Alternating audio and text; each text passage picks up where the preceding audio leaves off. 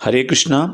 श्री प्रहलाद जी श्रीमद् भागवत पुराण के सप्तम स्कंद में सप्तम अध्याय में और 48वें श्लोक में हम लोगों ने श्रवण किया। असुर बालकों को शिक्षा देते हुए कहा कि भगवान श्री हरि जो हमारी आत्मा में ही आत्मा की ही आत्मा है, आत्मस्वरूप हैं, ऐसे भगवान का हमको निष्काम भाव से भजन करना चाहिए। क्योंकि धर्म और काम ये तीनों तो भगवान के ही आश्रय से मिलते हैं, अर्थात इसके अंदर प्रारब्ध ही जो है सबसे बड़ा कारण है। इसीलिए इस मनुष्य शरीर का यही एकमात्र कर्तव्य है कि हम भगवान मोक्ष के लिए प्रयत्न करें।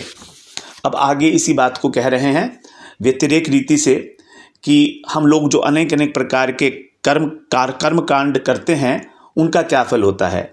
तो 52वें श्लोक में कह रहे हैं, न दानम न तपो नेज्या न शौचम न व्रतानि च प्रियते अमलया भक्त्या हरिदन्यत विडम्बनम।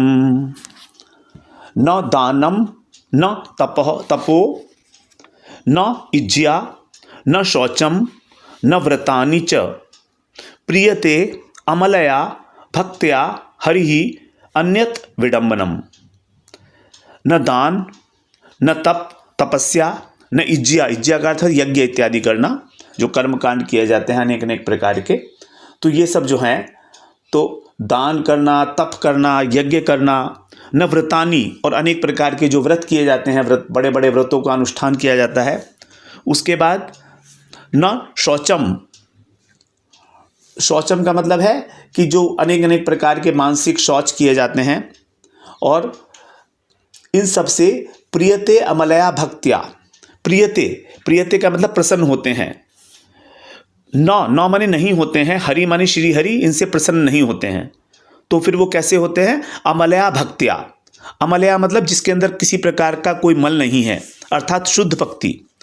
तो शुद्ध भक्त्या माने भक्ति, तो केवल निर्मल भक्ति से, शुद्ध भक्ति से ही प्रियते भगवान जो हैं प्रसन्न होते हैं। अन्यत विडम्बनम, तो ये सब जो साधन बताए गए हैं, दान तप यज्ञ व्रत इत्यादि, इसके लिए क्या कह रहे हैं? अन्यत विडम्बनम। ये जितने भी साधन हैं ये सब विडम्बना है, अर्थात कहने के लिए साधन मात्र कह दिए गए हैं, लेकिन इनसे भगवत प्राप्ति नहीं होती है, इनसे हमारा कल्याण नहीं होता है।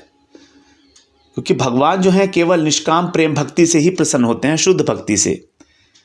जब सब कुछ उनके प्रति समर्पण करके और हम कोई कार्य करते हैं कि सब कार्यों को उन्हीं के समर्पित कर दिया जाता है, उनका भजन किया जाता है नवधा भक्ति के द्वारा, तभी भगवान प्रसन्न होते हैं।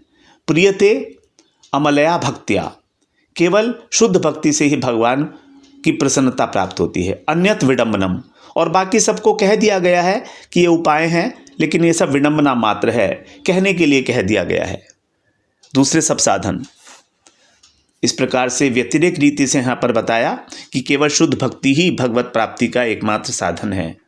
न दानम न तपो नेज्या न शौचम न व्रतानि च प्रियते मलया भक्त्या हरिदन्यत विडम्बनम। हरे कृष्णा।